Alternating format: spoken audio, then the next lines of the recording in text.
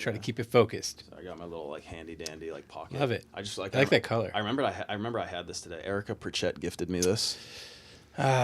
She's great. It's a good one. Hopefully she comes back, right? I hope. Next year. I hope so. Or 2 years from now. I hope so. Yeah. All right. Well, guess we're good to go. Welcome back. Got a special guest today, Jon Gitelson. Welcome. Thank you for being here. Yeah, pleasure. You want to introduce yourself? Just give a quick Sure. intro. Look into that camera there, I think. Right. Yeah, so my name is Jon Gitelson. I teach photo here at Keene State College. And I'm an artist. Make work in all different mediums, and but I have a master's in photography. That's my background. So that's what I teach here. Right. And where did you go for your undergrad again? So undergrad, I went to a school called Marlboro College, which doesn't exist anymore. It closed down. And when did it close down? And that was maybe local. like 5 years ago. It was over. Local, it was right? like outside of Brattleboro. Yeah. And I went to grad school in Chicago at a place called Columbia College, which may shut down because they're like having a crisis too. So I might have 2 degrees from 2 schools that don't exist. Very possible. I guess I always just assumed that school in Chicago was like a D1 school. Was it not? My feeling is like when I was there, it was really good. There were like a lot of pretty amazing artists, and the faculty was pretty high end. But they've since gone through a lot of changes and cuts and stuff. So I don't know anymore. Like they don't have an MFA program anymore. No. But back when I was there, yeah, I think it was awesome. So something got cut recently. Yeah, it's just the state of colleges and universities. Like, there's a lot of places closing, you know. So, but I loved it there. It was great. And then I came here in 2010. Nice. So. And you weren't the photography professor, like, because you're the head of department right now, right? Right. Not this year, because you were. No, I am this year. On. Oh, you are. Yeah. Oh, I thought. But this is my last year. It's my last week of being chair. So. And then you're stepping down as chair. And then Randall will be. But you'll still be here. I'll be here. Yeah. Yeah, but just I only didn't know teaching that. photo. Yeah. I didn't know Randall was taking over. Oh yeah, we have a rotate every 3 years. We rotate, and yeah, I'm psyched. Oh, I didn't know that. Who was before you? Yuan Pan. Did you know him? No. He was graphic design, but I think he left right when you got here. Must have, yeah. Yeah. So I got here in 2021. Yeah. Yep. Yeah. So, yeah, and then Lynn before that. So this is very exciting for all of you. Cool. The history of chairs at Keene State College. Yeah, but no, I wanted to hop right into it, to something relevant. Yeah. Being the Sonic Blanket project. Mm-hmm. Was that like the biggest? We'll explain the project, but was that the biggest like multimedia thing that you've been a part of? You can go ahead and explain it. Kind of. Yeah, and I'm going to interrupt myself for 1 second. It's okay. Does it matter where I'm looking? I don't care. You can look wherever. Over there. Over here. Yeah, I guess that one. Yeah, so Sonic Blanket, it's a project kind of about the pandemic, and it started like I've always done a lot of public art. Like I like doing public art. I realized kind of before that started that a lot of the times when I'd make art, it would kind of go somewhere else, like a museum or gallery somewhere outside of where I live in Vermont. And I'd started thinking about the fact that I wanted to make something that was more local, like for like the community where I live. And Sonic Blanket is really like the first time I kind of did that. So here's the deal with that. I think if I go back a couple years before that, I've had a radio show. We have a community radio station in Brattleboro, and I have a radio show and play music. And I always loved when I would be broadcasting, I'd like look out the window and be like, it's so cool. There's like sound waves. I can't see them, but I know there's like this music is like physically outside this window. And they're physically passing through you in a way, right? Yeah. Yeah. It's like, and yeah, I don't know. I always got off on that. So with the early, like right when the shutdown happened, I was walking around in my neighborhood, and everybody was like, it was back when nobody was outside. So, you just see everyone was home, and it felt really eerie. And I kind of felt like I wanted to make something for the community, and about that I had no idea what. And for me, ideas kind of take some time to percolate, but I started thinking again about that idea of radio waves and how I started thinking about it like the radio waves from our local station. It only broadcasts like 10 miles, so it's like really super local. From Brattleboro, right? Yeah, from like downtown. And so it doesn't go far at all. But I started thinking about it like a force field, or it's kind of cheesy, but the metaphor I thought of was like in that Harry Potter movie where there's like a bubble over the school and it's like protecting them from the Dementors. Yeah. So I was thinking of it like that, like the radio waves were like this dome. And I started thinking about it, and I was like, It'd be really cool to make a sound-based project for the radio about this time period, because only the people in the town could hear it, and problem was, I'm not really a musician or a writer, so I don't know. And Brattleboro has this whole history of, like, I like the history of places. I like history. So the history of Brattleboro is really rooted in the SD organ factory. Like, it was one of the number one largest manufacturers of pump organs, like the big ass church organs, in the world, up until the 60s. And so that was like, I live right near the organ factory, and it was like this whole history of organs. And I was thinking that'd be cool to like create something using the instruments from here.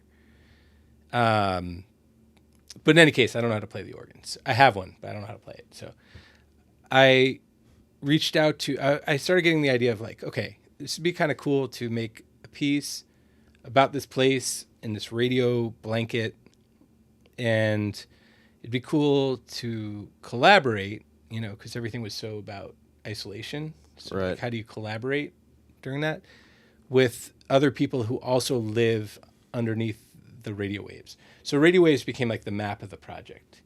And I reached out to a friend of mine, Diana Whitney, who's a poet, this really amazing poet who lives under the radio waves, and was like, would you be into like collaborating on, and I just kind of like explained the idea. And then I wanted to find someone to create like a music, and I started reaching out to different people, and there's a place in town called Epsilon Spires. It's like this really cool performance art place.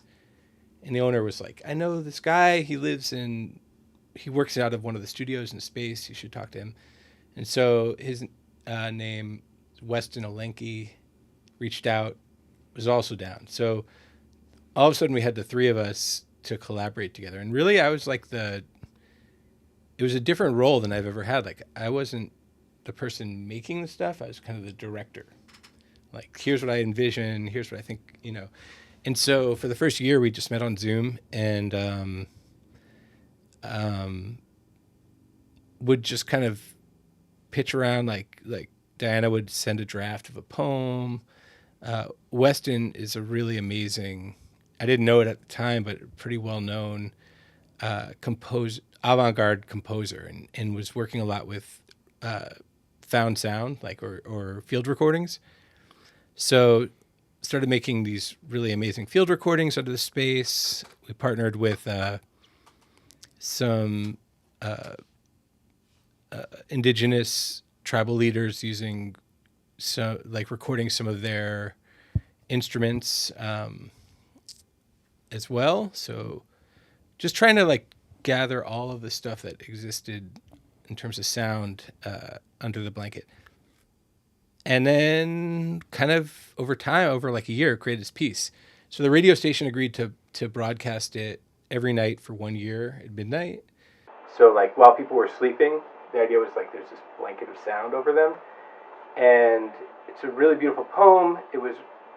We had a recording session where we had invited people from the public to come and read the poem. So it's all these different voices of all these different people reading it, and it's really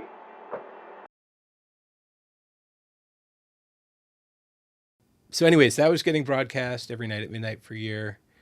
And then I started organizing programming in addition to that. So public installations, art making workshops, screen printing stuff, like just like lots of events, all of which took place underneath the listening area of the radio station. So that's a really long answer. I was going to say, we need to break that down. Yeah. We gotta break that down. That's really long. But, No.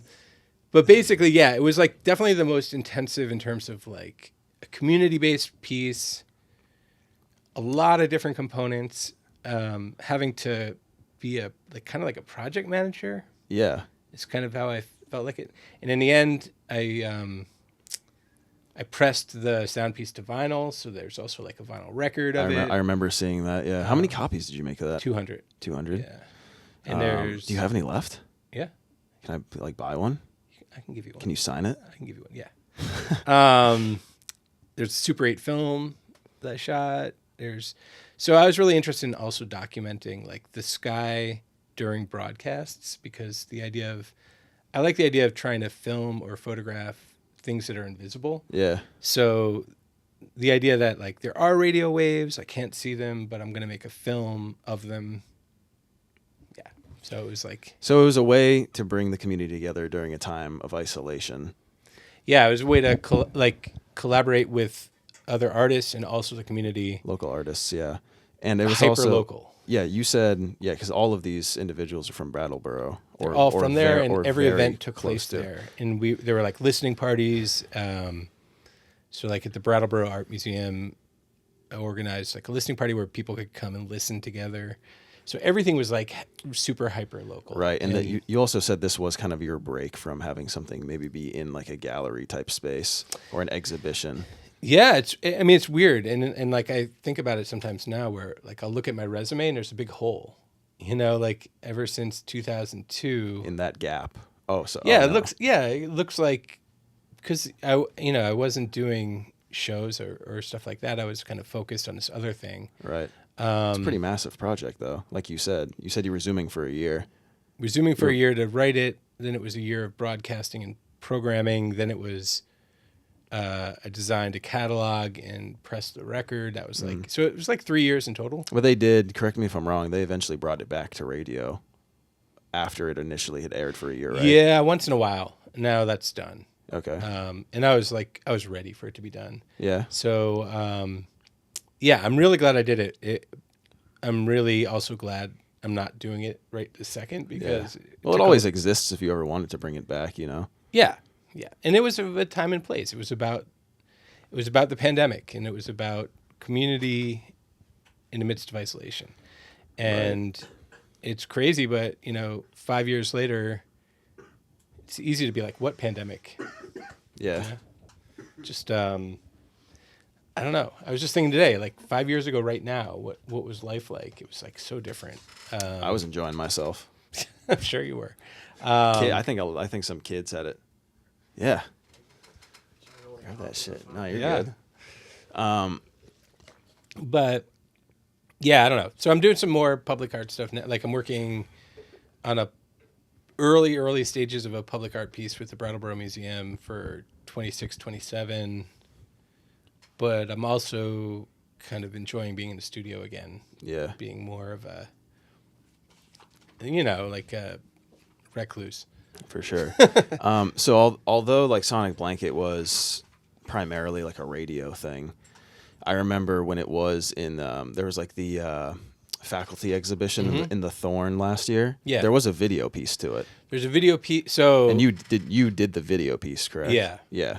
It was video. It was like a combination of video, radio, and audio, poetry / writing, and music. Right. All right. Here are the. It's like so much talk. Here are the different components. So started off with the idea of the radio show, and then I wanted to like promote the show before it aired. So I designed these two kind of like newspaper, like if you open a newspaper page all the way, like two advertisements for the two local newspapers. I remember those. So those were printed in the papers the week running up to it. So there were the newspaper prints.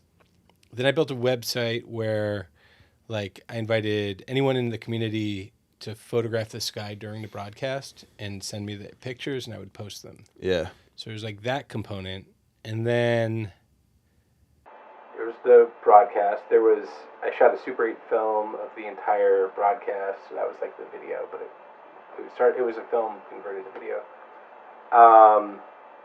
Then there was like public installations and workshops, and then I also was making artwork about it, and then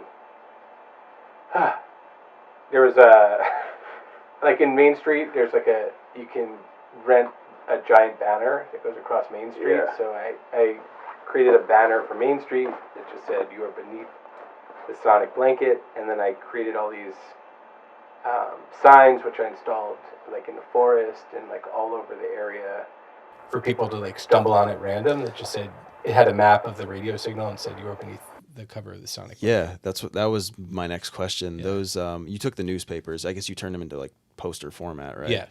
And you just started hanging them up randomly and like. Yeah. So and I saw some of them some on are like still fences, some on trees, so people would just randomly like stumble Yeah. upon these. And some That's of them are kinda still cool. up. Like there's one on I hung it on the bridge. It's like an old steel bridge at exit 3 when you're crossing into New Hampshire from Vermont, into on Route 9. Like like the road here, Route 9 or whatever. Is that the one that goes past like that brewery and restaurant? No, there was one out there, but it's gone. But no, it's like if you were to drive to Brattleboro from here, Yeah. right when you cross into Brattleboro Mm-hmm. or into Vermont, you're crossing over a bridge, or there's a little bridge here, and people skateboard. I'll have to look for it. I don't go to Vermont that much, if I'm being best. honest. I don't know why. But it's still up. It's just like no one took it down, so it's there. Yeah, that's cool. Like the banner you were talking about above Main Street, that was kind of like correct. Like were you guys you weren't like profiting off of this? No. If you don't mind me asking. You weren't- No, I got a bunch of grants, so Right. I didn't lose money. That was like the most exciting part, but I Right. did not make any money. I was gonna say the banner that you got above Main Street was kind of like it's like a guerrilla marketing thing in a way, Except I paid for it. that you paid for. I had to pay for that. Yeah. And the fire department had to install it. Okay. So, I mean, kind of like any small business, but I got a town arts grant. I got a state grant. It's called the Creation Grant from the Vermont Arts Council, and I got a Keene State grant. Nice. So, the combination of all those different things kind of kept me from losing money. Yeah. 'Cause I also was like, I did a Kickstarter because to create the record was like $4,500, something like that. to get 200 of Yeah. them like pressed. Yeah. Or what would you call it? Do you like press a record? That's Do what you, I call do it. you I don't burn know. Like burn? Press That's a it. CD. Yeah. Yeah. But it was made in Vancouver, British Columbia, or like thereabouts, like right the outskirts. I don't know. Cool. It was made in British Columbia, so I sent them the files and then was collaborating on the. I'd like send them the design to send me proofs and stuff Right. like that, and then I don't really even understand how it works, but they make a master plate and they take wax and they press it and Yeah. it's blue. Yeah. So I don't know. But pressing. That's awesome. It was cool. Yeah, but no, I definitely did not make money. No. No, I never make money. No. No. It's just for the love of it. Yeah. Yeah. That's Yeah, awesome. I mean, I'm sure you've talked to other artists. Like if you broke down your like hourly pay as an artist, it'd be like if it was zero, I think you'd be doing pretty well. Yeah. In terms of like You got to find other ways. We'll get into that later, actually. I remember I wanted to ask you something about that. But one thing that I guess that's always stood out to me since we first met, which was back in like 2022 at this point, my sophomore year, which is crazy to think about, is you have this like fascination, it seems, with creating collections of like obscure shit. It's true. And it's totally rubbed off on, like, I've loved collecting things. I think just like collecting lots of like just toys when I was younger. I'm like a big collector. So when I saw things like, the free. There was the free. Yeah, collection of free signs. The collection of free signs. There's a poster of it in here. I think Probably up there. Yeah. Yeah. Yeah, like the collection of free signs. I remember that was like one of your first projects I'd ever like looked at on your website, and I don't know. Ever since, I just have this like new appreciation for collecting things. Because a free sign, if you go to a yard sale, or not a yard sale, but just if someone leaves something free on the side of the road, like a couch or whatever, Yeah. the most useless part of that is the sign. Right. You can't fucking do anything with the sign. Although people get territorial. They do. Well, if they see you taking it out of the ground, that's like, funny. They'll take the couch, but like once you start taking the sign. Oh no, yeah. There started like the more signs I took, the more I started seeing free, but not the sign. Like Are you put serious? notes about Because because people reuse the same sign over and over. I bet people were probably making like Facebook community posts about like there's a guy stealing our signs. Maybe, I don't know. It's I mean, it's one of those things. Kind of sometimes you understand yourself more in hindsight. Like when I was in high school, growing up at high school, I didn't think of myself as an artist, but my bedroom, it was like this. Like I ended up like putting corkboard on my ceiling so I could cover the ceiling, and like posters and ads, and like I just like always liked being surrounded by stuff. And I didn't understand at that point that like I was one day going to be an artist who's collects lots of stuff. Yeah. But it makes total sense. I've been trying to find a photograph of my bedroom from that period because it's like all there, like the whole thing. So yeah, right now I've been working on a collection. It's like a couple of the things I'm working on are, one is a collection of postcards, and then I've been photographing as a separate thing, it's like a statue that's in my hometown, but it turns out it was mass produced. And so I've been traveling around the U.S., going out to San Francisco this summer to get the last one. But So they're small. no, they're big. Oh. They're like Just to get photos of it. Yeah, I mean, I'm going on a tangent, but Well, that's kind of cool. You get to see like how all of them degrade maybe in different ways in different areas of like the country. well, the thing was like, so it's a statue of a Native American chief, and I'm from a town called Mount Kisco, New York, and so growing up there was always a statue in the middle of town of Chief Kisco, and like the myth of like Chief Kisco, and he did this, and then like, this was, and a couple of years ago I learned like there was no Chief Kisco. First of all, that's like a fabricated thing. And also this statue of him was like sold around the US to other towns as like their chief of whatever, so So it's the same statue It's a- of a fake Native American. yeah, but it's like different towns assign it to their local. Right, so they just make up a new name. Yeah, so this project is like through postcards and these statues and a few other things, like looking at like the mythology of like U.S. history, like kind of like the myth of America, some of the myth of America, just through these other random objects, so Right. postcards, statues. Yeah. I'm still figuring it out. Well, that media just gets lost to time if you don't.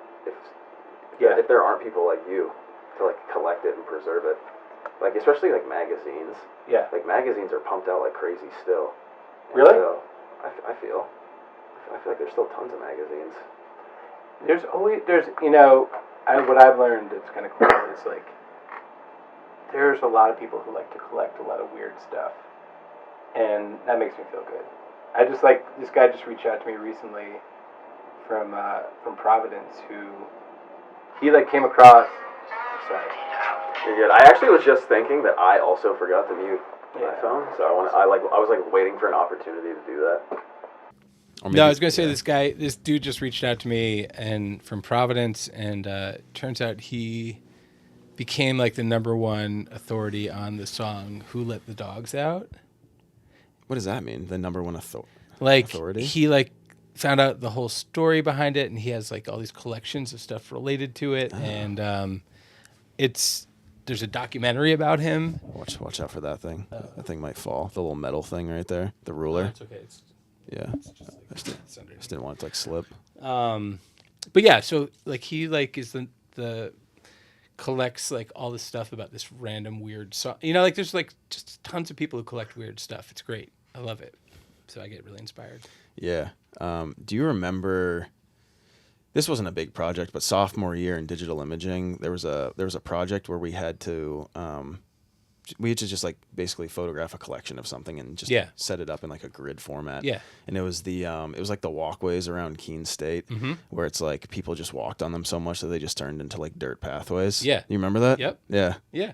Yeah. I love that. That was like, I think that was my project for that, or that's what I did for that project. Yeah. And I remember that was like the first interaction I remember having with you, where you're like, dude, I'm never gonna not look at these now. Right. Because it's like, that's like the cool. I was just saying it this morning to my class. Like, you know, art when it's successful, it makes you like see things differently in your everyday life. yeah. You know, so yeah, you never look at those paths the same. It's like generations of students walk in the same spot so many times that it just like creates a new path. Like that's how that's how shit started. Like when people were like traveling around the country, like people just walked in the same place so many times that it just became like a named road. Well, that's like, you know, if you go to Grand Central Station in New York, you can see on the marble stairs like the indent from where everyone stepped. Or Oh, really? I've never been to Rome, but I think like in Rome, it's like, yeah, same thing. Like there's so many people who've walked up and down those steps that like, yeah, they curve, they get indented by like all that traffic. It's so cool. Yeah. So you went on sabbatical this past I did. It was last awesome. not this semester, last semester. Yep. And this summer as well, right? Mm-hmm. And you kind of went on this mission of developing a bunch of undeveloped film you had, right? Still working on that. Still, yeah. Right. It's still in the works, but that was your main goal during that time, was to develop a lot of film you had. I've been it's connected to the radio show I'm doing right now. It's called Inventory. And like, I've been thinking about this, you know, initially I was like, my first idea was like to be tongue in cheek and just call it midlife crisis. But it's like about like, I have all this stuff I've been dragging around with me all these years. Like, it'd be interesting to go through it. So, and the main thing being, the two main things being negatives. So when I was in my 20s, I was really into it in terms of photographing on film. And so I have like 600 rolls of film. It's all developed. It's contact sheets, but I haven't looked at it in like 25 years. And then also my hard drive of MP3s, you know, like back when things were on like iTunes or whatever, you'd like import everything and you had like a hard drive with all your music. And nowadays, I don't know about, maybe people still do that, but like I stream stuff or I listen to records. I don't really ever listen to MP3s. No.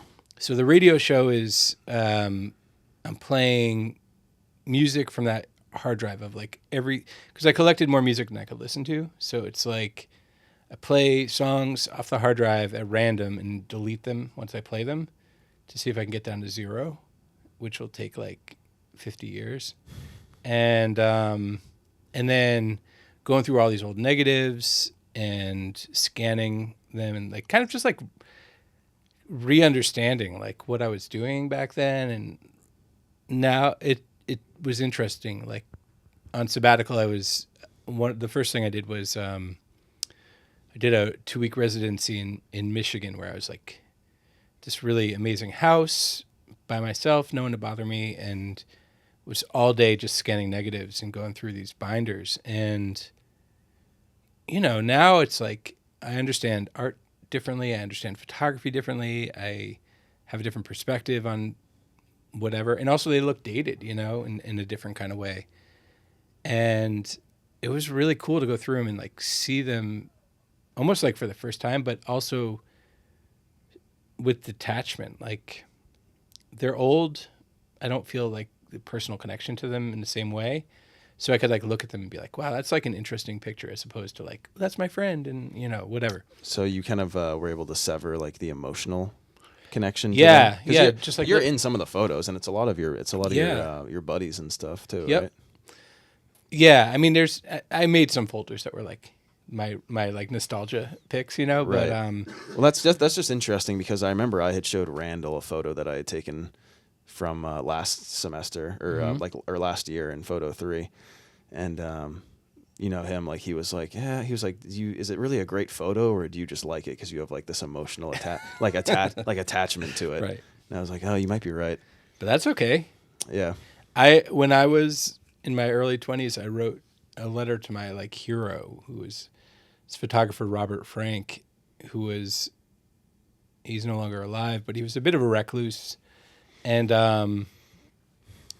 I guess my letter was personal enough that like he wrote back, which was amazing. And his advice was, he was like, you know, what you're making right now might not seem important, but one day will. Like, time changes pictures, you know. So, yeah, if it's nostalgic for you, that's like enough. Like, it doesn't have to be a good picture. Yeah. That's not like how pictures work. I don't think. I don't know, it depends, whatever. But yeah, no, I think it's really good to like take a moment to like reflect. Like, you know, there will come a time where you're like, I wonder what like early 20s Brady was like into. Like, wow, it's so weird. I forgot about that like podcast I was super into. You know, whatever. Like, yeah, they're just like moments of life. Yeah, so. like things change before you even realize it. So. But you got to do a lot of traveling during that, like the area, the time period these photos were from. You were all over the country, right? Yeah, I started taking pictures my junior year of college. I was a lit major and was writing papers all the time, and kind of wanted a break, and so I took a photo class and like fell in love with it. So I started out photographing a lot. New York City, Boston, Vermont, you know, like just like kind of around the Northeast. And then when I graduated from college, I think I was just like, I didn't know better in terms of like, I moved to Guatemala. I didn't really speak Spanish. I'd never been out of the country before.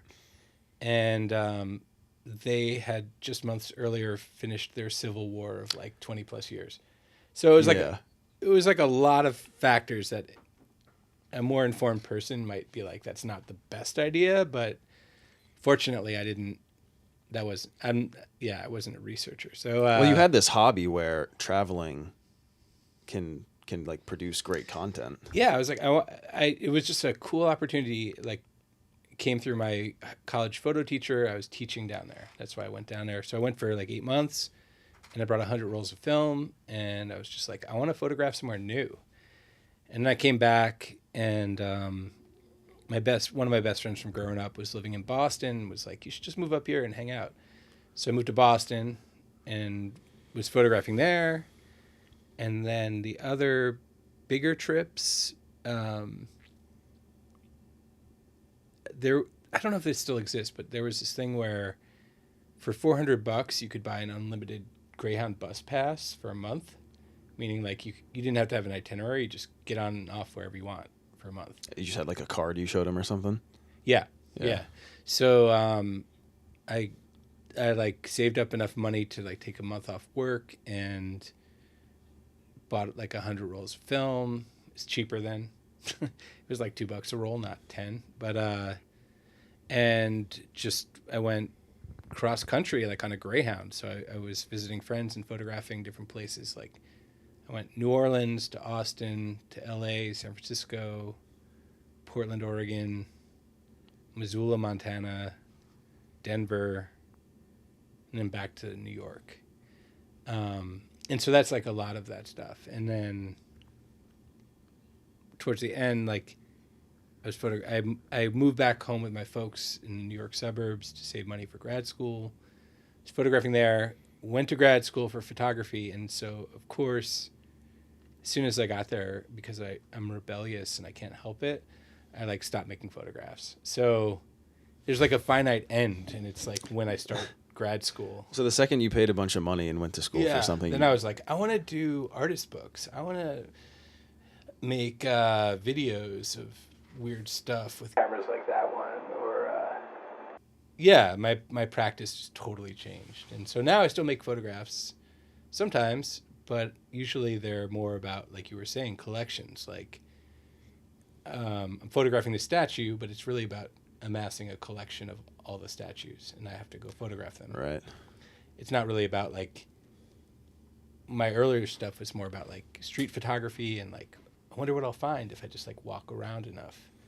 Nowadays, it's more like, I like the post-production stuff. Like, I like being in front of a computer. I like being, I like designing a book. What I found out is like, secretly, I'm like kind of graphic designers, like kind of what I'm more into. Yeah. But I came to it through photo. And so now photographs are like, I need the source material to make the stuff that's fun. Right. That's something you find interesting enough that's worthy of designing. So like, I don't like going out and photographing. Really? No. Not anymore. No. It's like the chore I have to do to get to the stuff that I like to do. Wow. Interesting. So, because I get nervous. Now I get nervous because I don't do it that much. So like, if I'm driving, like this summer or this past year, I drove to get, for the statue, I drove from New York to, photographed one in Jersey, then Maryland, then all through Ohio, West Virginia, Georgia, Iowa, Illinois, Wisconsin, Michigan, like all over the place. And I like a good road trip, but as soon as I had to get out of the car to like photograph the statue, and like I was driving around with a ladder strapped to my roof, so I'd like take the ladder down and climb up it and To kind of get like the right vantage point. Yeah. It'd be like, oh my God, I hate, like this sucks. Like people are looking at me. It's like, I don't know. I get stressed out, and then I get the picture and I get in the car and I'm like, oh, that's awesome. Now I'm excited to go play with it. Yeah. But like the taking of the pictures, like the least fun. It's the experience and I guess like, thinking of the concept. The concept and like what happens after I've made the picture. Right. Like I like tinkering. My favorite part is like being on a computer tinkering. I sort of feel the same way. Like I do like, I like coming and interviewing people, but it's something about like when I'm doing the post-process stuff where I'm like adding like the end, like the music at the end, and like scheduling it for like upload and like making like the reels for Instagram and stuff. There's something about that I like as well. Yeah. And I like making, like with Sonic Blanket, like I liked that. It was exhausting, but I really liked trying to figure out how do I make a catalog of this? Like how do I design a book? Like that was for me fun. Or how do I design an album cover? Like that was really fun. So I like that's the part of stuff I really kind of enjoy the most. And I think also like that's like also because just in terms of my personality, that's where I'm not engaged with the public like at all. I'm just like in my studio alone. Like I like the quiet of like put on music, make some coffee, sit there, and then try to figure out. It's like a puzzle. So do you would prefer to be in your studio alone than to be like collaborating in a group? Oh yeah. Would you say? 100%. Oh yeah? Yeah. Because I find it, like I do like my peace and quiet, but I find it almost impossible to make good progress unless I have at least one other person to like constantly be bouncing ideas off of. I have my people. So like, I just like I like reassurance that my ideas are like getting somewhere and is a good idea. I think I was that way a lot more when I was younger, and then now it'll be stuff like Randall. I'll harass a lot. Like, yo, can I show you these 4 different versions of this? Is like what am I not? Which one's best? Like, so I have certain people like Randall for graphic design. My friend Brian, who teaches at RISD, like we went to grad school together. I recently drove down to show him a ton of work just to get his take. So like there is like the working in isolation, but I do need to bounce it off of stuff. My wife, like in terms of writing, like when I'm writing grants or whatever, I definitely don't trust myself with that. But yeah, so I'm not in like total isolation, but there's like very select people who at this point I ask, like for graphic design, like Randall's my no-brainer because I like his design sense, and I know he'll be pretty brutally honest, and I've learned a lot, like how to create a grid. Like everything I like, all the design stuff I ever did was kind of self-taught or just kind of intuitive. Like I didn't even know there were rules. And I like what I've learned is like, I love rules when it comes to design stuff. Like this font should be this size and this place and consistent and placed here. And like, I love that. I love creating a grid. It's like, it's so exciting. Right. Cause like a lot of your, like public works and stuff are like a little more on the contemporary side. Yeah. But when it comes to graphic design, that thing up there, like see where it says like visiting artist Matt Sieber. Yes, like yeah, that's I like remember something that. I would put together with like no sense of how big should a font be. Should it be right justified? I don't know. Right. Like Randall would make fun of me because like there's 2 outer glows to that. There's like a red outer glow, and then you get like And I'm not saying it's bad, but it's just like, it was just like, well, I think this looks cool. And you weren't trying to make sense of it in the moment. Yeah, and now I've like started learning some of like the things, like, don't center your text. You know, of course you can. You know, there's no locked in rule, but yeah, it's all I like situational. learning like no, don't do that. You know, like and here's learning the structure behind it is like become more interesting. I definitely I think I thrive more with projects like that where like there do need to be rules. Yeah. And all that. But what I have learned is that you kind of always have to be looking for inspiration. And I remember a project you had, it was like the identity fraud one. Yeah. Where like somebody stole my ID. Someone like took your credit card information, right? Yeah. And they bought like tickets to a baseball game. Was it football? It was Auburn a football game. And so I and flew you just down there. You just went to the game. No. I didn't. What happened was they stole my identity, bought these football tickets, but they forgot to update the shipping info. So they came to my house. Right. And I didn't go to the game. I don't even know if I got them in time, but I did.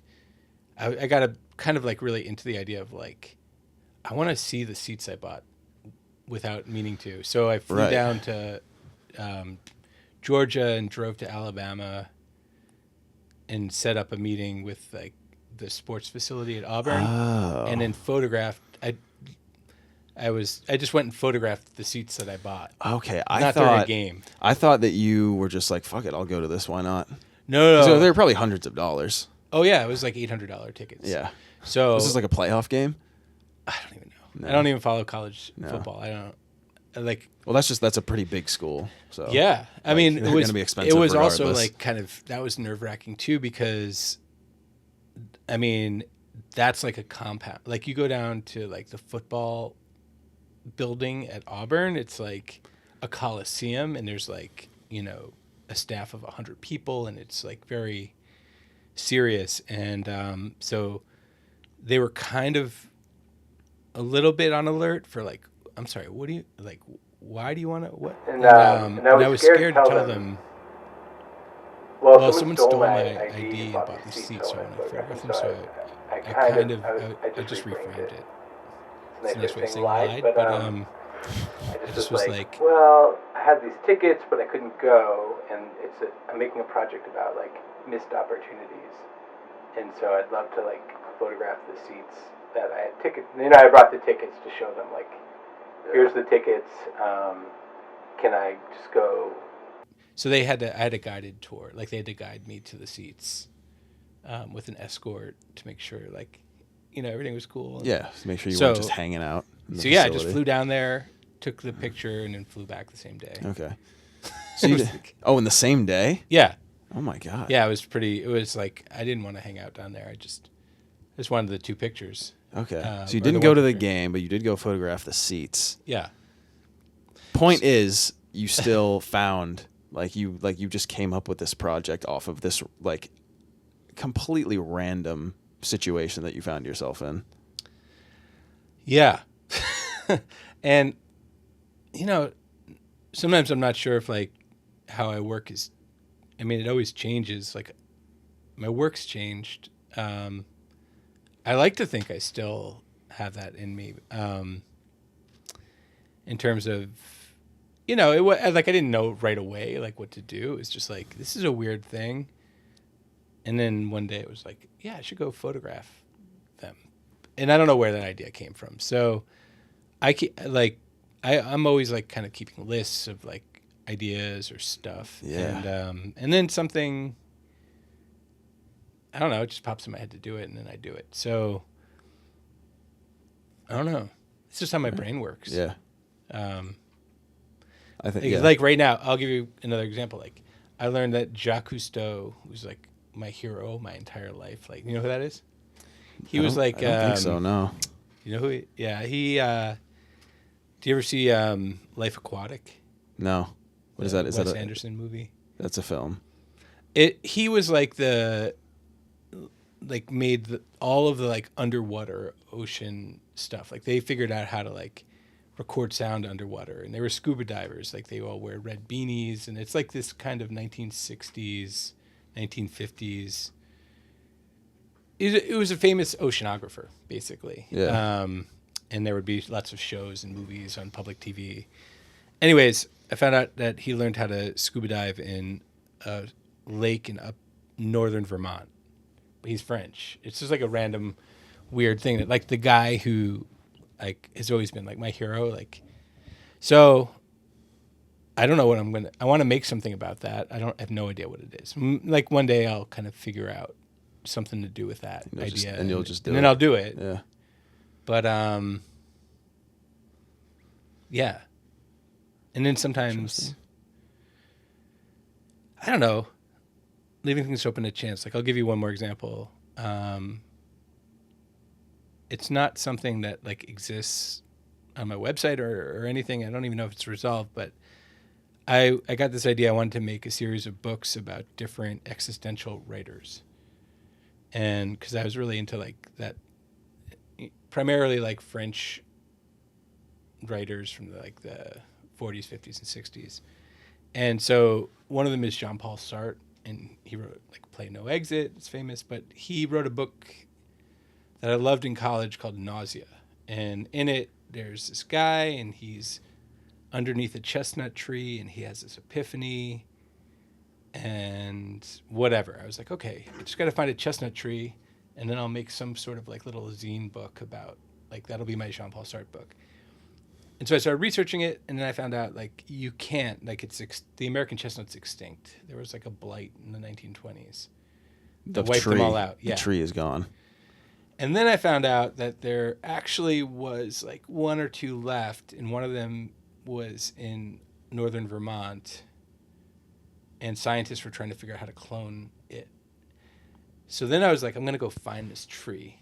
And then I went up there, driving around like the woods trying to find a tree. Well, were there like GPS coordinates for this, or you were just like, I'm gonna go? I knew find it was in this that based on like town, a picture or something. I knew it was in a town, and I went to the historical society. Like I was just talking to people and asking, and then I went up there, and then I finally. It's a long story, but like, finally tracked down where it was, and it was down this driveway with like 1 million do not trespass and like scary, stuff. And I went down it and got to this one house, and there was this guy sitting in his front yard drinking beer, and I like slowly got in my car and was like, hey man, I'm trying to find this tree. And then he was like, he knew what I was talking about, and he was like, I hate to tell you this, but like they just chopped it down because he got sick. Oh, he's fucking lying. No, because he took me to it. Oh. And then he was like, and I saved a piece of it that I didn't know what to do with, but I'm going to give it to you. So now I have a piece No way. of the last chestnut tree in Vermont. And, it's like, just like following a weird idea like that. Like, just like. Were you by yourself when you did this? Yeah. It probably wasn't the smartest. Dude. But just, you leave things to chance, or like, something weird. You read something weird and you're like, I think I'd like to like learn more about this. And then. That's an insane adventure. Did you keep in touch with this guy? No. You were just ready to get out of there? Yeah. Yeah. But I mean, I have the piece of wood, and I have the story written down. Like I wrote it down like that day so I wouldn't forget it. And I got to figure out what to do with that. But you just like gained a new you just gained like a second project. Yeah. Just from that experience, like the experience of the project finding it became and going something through this guy's yard, and then he gifts you this piece of wood like it's some type of like artifact. It's leaving up chance. I had another project since I've been teaching here, but like I learned about like when I was a kid, you know, they'd always say like, you know, if you could dig a hole to China, which doesn't make any sense, but whatever, like the idea of digging through the earth. And I was always like obsessed with that. And so I decided I wanted to like go to the extreme opposite side of the planet for my studio to make a picture of it. Like I wanted to see what was on the other side of the planet from where I live. And then I figured out where that coordinate was, but it's in the middle of the Indian Ocean. So then I started emailing all of these boat captains to try to commission a boat to take me from Western Australia to this coordinate so I could photograph it. And it turned out that none of the boats could get that far out to sea. Like that were commercial, only like commercial fishing boats can get out that far. So then I started contacting like helicopter pilots. I was going to say you started contacting like battleships after that. No, like airplane pilots and helicopter pilots to see if someone could fly me out there. Yeah.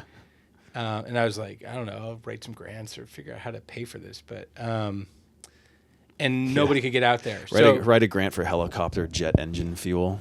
It turned out Something like there's like no way that. for me to get there. No. Like nobody can get me there. And so two things. Like one, I love the idea that there's a place on the planet I still can't get to. And two, like the book I made a book about it, became like the email correspondences. So like I thought I was going to go make a picture, but what I ended up making was a book of emails, like of all the people I'm like reaching out to, and they're all like, no fucking way, you can't get there, you know? And so what you think you're going to make isn't necessarily what you're going to make. That kind of relates to the missed opportunities thing you kind of lied about to the Auburn people, doesn't it?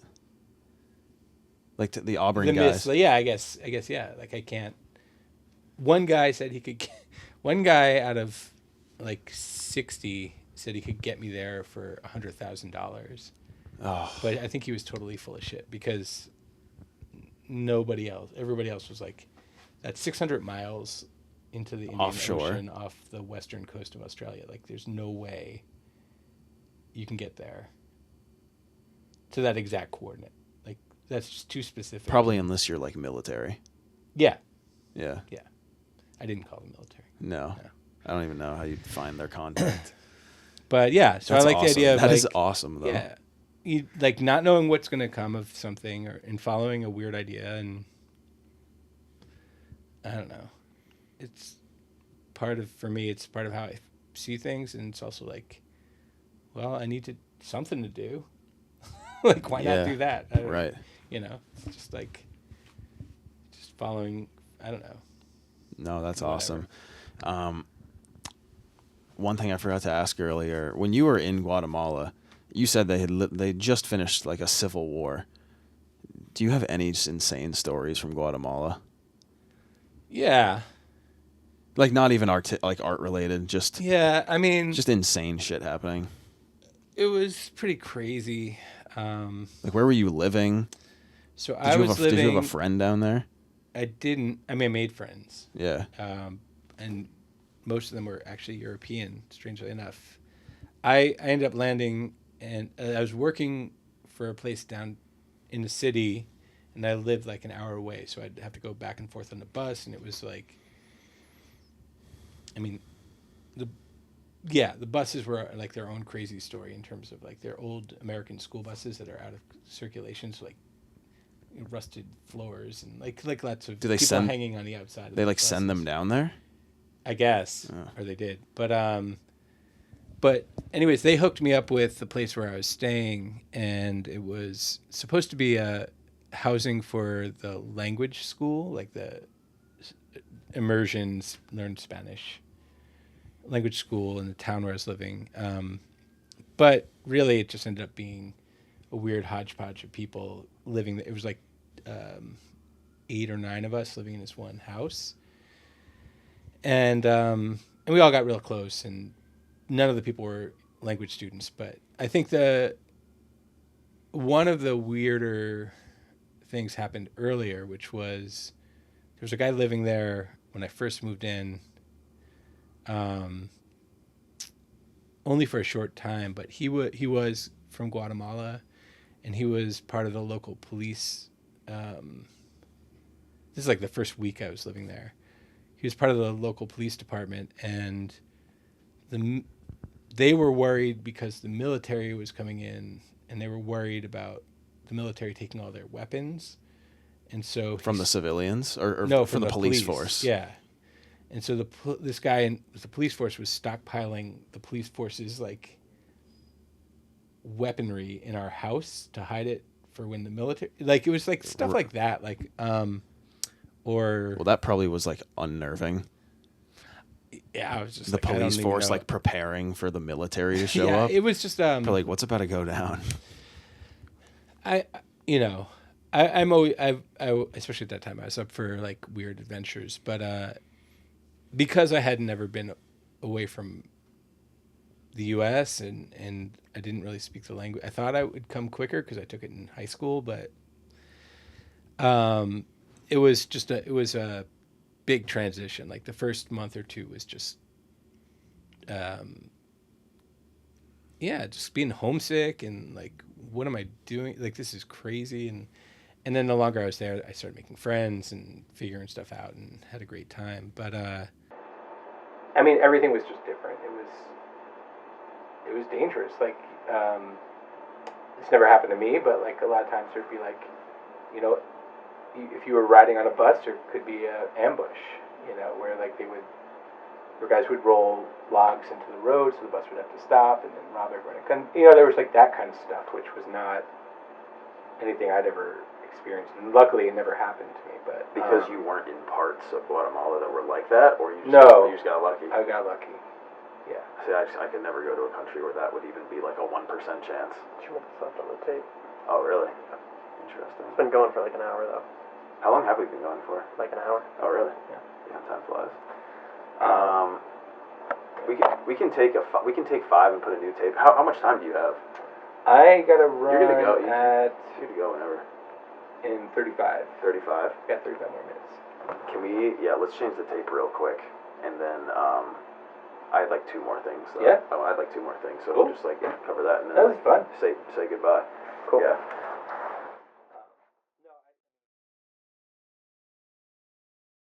But when you were in Guatemala, and because you went to Guatemala right before you traveled around the U.S., right? That was right before.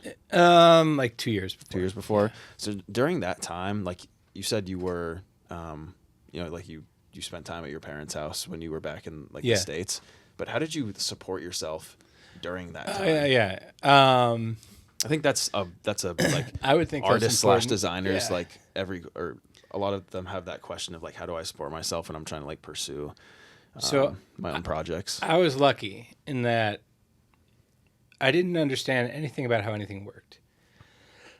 So like I didn't know like about like galleries or grad school. You know, like it was just like I was just like I make stuff and all my friends make stuff. Like I was friends with like a lot of my friends were musicians or painters or stuff like that. So I just like I really wanted to be part of a scene, and I didn't worry about like the professional stuff. So that means I was not making any money.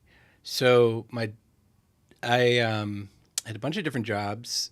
When I first moved to so in Guatemala, I was getting paid enough basically for my rent. Like my rent was $100 a month, and I was getting paid like $150 a month for my job. So that was fine. But then I moved back and I moved up to Boston. And when I first moved up there, I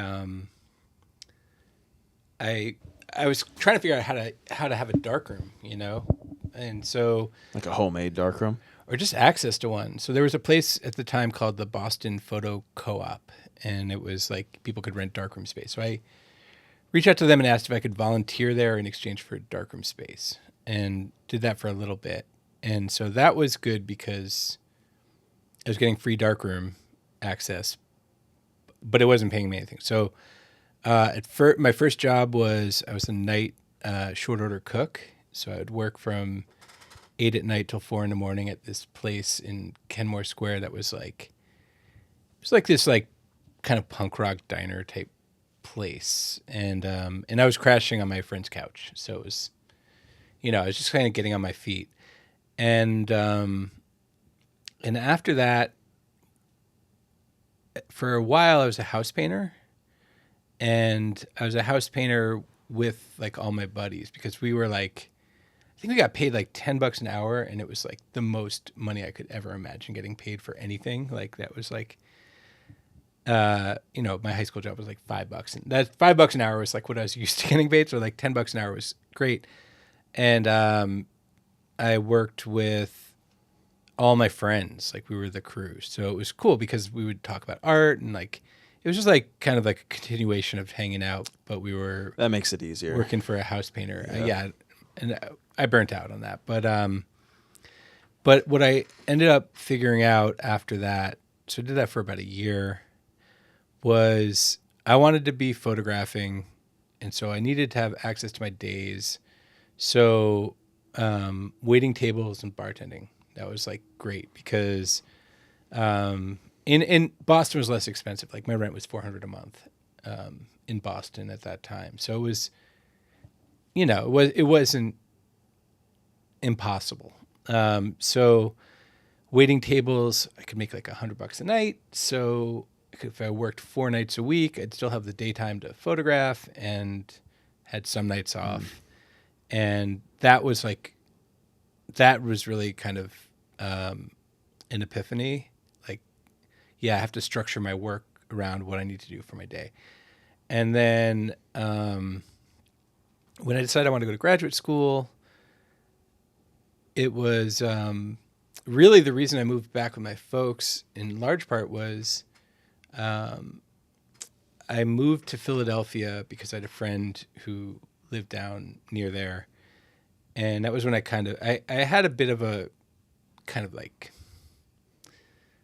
life crisis in terms of like a freak out in terms of what am I doing? Like, why am I in Philly? And am I making the same pictures over and over? Like, I just felt like stalled out and kind of burnt out. And the other thing was, so I was like, I didn't want to go to grad school so I can kind of get a new kind of jump into this. But it was early internet, it was 2000. So I didn't have internet access. I'd have to go to like the library and try to like hope that like, so I was freaking out a little bit and I also couldn't get online. And so my folks had internet and they were like, why don't you just move up here? And so I moved back with them, which I kind of needed. I needed a regrouping. And they charged me rent, but it was like $200 a month, which they're really nice. And so when I went to grad school, they gave me all the money back that I'd paid them for rent, which was super sweet. But I bartended. So I was in my hometown. I was bartending. So I was photographing all day, every day. And yeah, it was just, I was always working, but it was just trying to figure out how to make art and make money. Right. And the two things were totally separate. Like never crossed my mind that I could like make money doing art. That wasn't like in there at all. And then when I went to graduate school, I kind of made myself a deal, which was like, if I'm going to go to graduate school, no matter what, I will not wait tables again. Like I have to figure out how to sustain myself. So I worked just like, I had so many jobs. Like I would teach 2 afternoons a week, an after school program at a local high school. And then I would do like a comic book class at this local like youth center. And then I would adjunct a class at this school. Like I just was piecing together, like I was like, I have to, whatever I do has to be art related. So, but it was a lot of piecing stuff together. And then that became less, the more time I had, the more it was more teaching college level and then this, but the thing that I think is good advice, and I'm glad it worked out, but I went to graduate school in a place that I wanted to stay afterwards. So it's like when you go to grad school, you're kind of creating a different professional community. Like people take you a little bit more seriously. And so when I was done with school, I had like a little bit more access to getting these smaller jobs. You know, like I could, yeah. You had built up some type of portfolio and resume in a community, and like people people trusted you. Yeah, like you had credibility. And I could reach out to people and say like, hey, I need, you know, there were times where like I would have a class that got canceled and I'd have to piece something together. But I had people I could reach out to and say like, I really need a part-time something. Do you have anything you need? And it was like stuffing envelopes for like an art magazine or, you know, like it was like whatever, but I was able to piece stuff together. Right. So you really just had to you had to capitalize on every single day. Yeah, I mean, you couldn't afford to waste any time. No, and I never was making money off my artwork. I was losing money on my artwork. Right. You know, because you have to buy you have to spend money on equipment. Or you have a show, and all so that. you got to frame a ton of stuff, and you're like, why are frames so expensive? I don't know. And then nobody buys anything, and then you're like, okay, now I got to store that somewhere, and so, I mean, I also think I'm kind of fortunate in that over the years I've sold stuff here and there, but I didn't get that false sense of like, well, just, you know, I had certain friends who like right away had tons of success selling stuff, and then when that dried up a little bit, you know, like 2008, there's a housing crisis, and the world changes, you know, and then you have to like deal with like, well, now how do I navigate this? I always was kind of finding my income outside of my art. So, and I was always going to make my art. So, but I did accrue a lot of debt.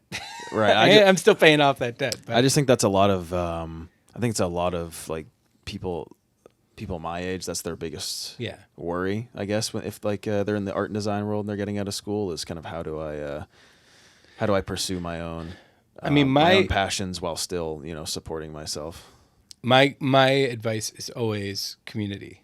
Like, gotta have a community. That's one of the hardest things about leaving here. Yeah.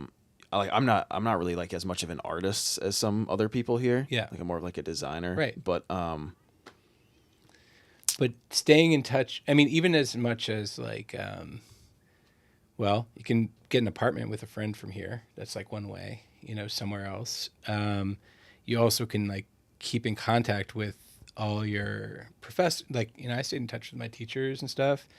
And then really grad school kind of, it's built in, but like I learned kind of early on, fortunately, like rather than be super competitive, you get a lot further if you're like everyone's helping each other out. So like for sure, you know, if I would hear about a grant, I would tell my friends, and if they heard about a grant, they would tell me. And the first gallery show I ever had in Chicago was my friend Brian, who was more successful than I was, and definitely at that time, he got a show at this gallery, and it was like, you should do a show with my friend John.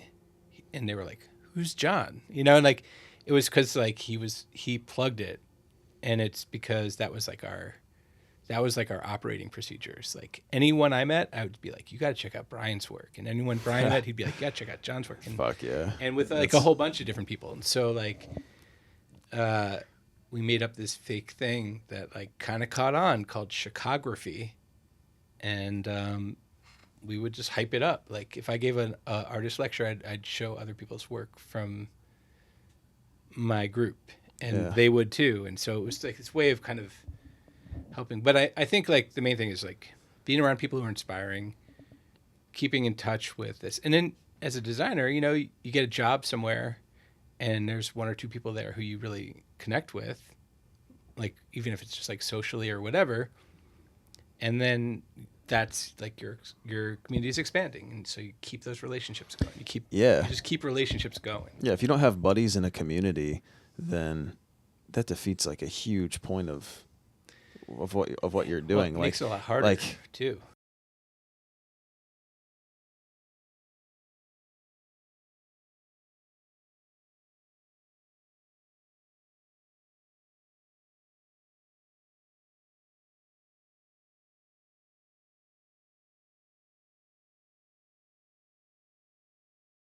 Yeah, I mean, for me, it was, the reason I moved to Boston was because like one of my best friends from growing up went to BU and was still living there, and so I was just like hanging out with friends. But that was like my community, Yeah.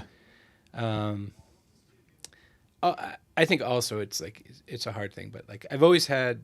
Well, I'll definitely say I have privilege in terms of like the privilege of going into debt. Like not everybody can do that. Like I just was stupid enough to be like, I'll figure it out later, and that is a privilege. But also I had the privilege of supportive parents. That's a not huge financially supportive, but like emotionally supportive. And then the other thing was just kind of like blind faith. Like I still have a certain blind faith, like, and that's also privilege. But like, well, that's because I'll figure this out. You've been through it. Like you know what it takes to support yourself, even when you might not be in the most ideal situation, where like you're not necessarily getting to make as much work as you want to. You're not getting paid for it, but you just know how to like keep yourself going. Yeah. And I mean, at this point, it's like you have a job, you have family, you have all this stuff that's like pulling away. But again, back to the community thing is my friends in my community, they're also dealing with the same stuff. So even when I'm like feeling stressed and like, fuck, I haven't had a show in like a year and like nobody's going to remember anything I'm doing or whatever, I can tell one of my friends that and they're like, I know, tell me about it. Like, like in that sense of community, even in terms of just like communal therapy for like, fuck, I can't pay my rent. I know, me neither. This is like the worst. Like, just get together, have event then sessions. You're like, but yeah, I think there's a certain magic to being in your first half of your 20s where sometimes you can take risks that later you can't really take, and you can also be naive and stupid about stuff like, yeah, I mean, there was a group of guys from the film department, this is like 10 years ago now, but they were all great. They took I knew them through photo classes, but they were all like, we're going to go to Austin, Texas, and we're all going to go together and we're going to rent a house together. And they did. And they've all like been successful, but it was because if just one of them was like, I want to move to Austin, Texas, that's like, how do you do that? Like, how do you find a place, whatever. But when it's you and all your friends, and you're just like, we'll all figure this out together. It's reassuring. Take that blind faith. Yeah. So yeah, I mean, that's why community is like, it's key, but yeah, you got a community here. It's not going, I mean, yeah. I'm not going anywhere. Randall's not going anywhere. Like when I applied to grad school, I went to my photo teacher from college's basement and he helped me photograph my slides. And, like you keep those things going and like people help you out. That's awesome. So I think that's a pretty wholesome spot to end on. Yes. I know we've been going for a while. I know you got to get out of here. You have a life. You have a family. No, I got to go do more teaching shit. Oh, unfortunately. Well, but either way. yeah, but this has been super fun. Yeah. And I hope it's. Thank you. Let me wipe this. Oh yeah. Stickiness I'm on like my hands. I'm like the king of sweaty hands. Yeah. Yeah, I hope you can make something out of all this. Oh yeah. Have fun Oh, we editing will. it. Yeah. We know, will. but- Yeah, this has been awesome, John. Thank Cool. you. Thanks for sharing all your wisdom. And yeah, keep coming back for more, man. I will. I'll be back. Graduating's not. It's an artificial. Follow us everywhere. You know where to find it. I don't gotta say it. Have a good evening, night, afternoon, wherever you're at. Catch y'all.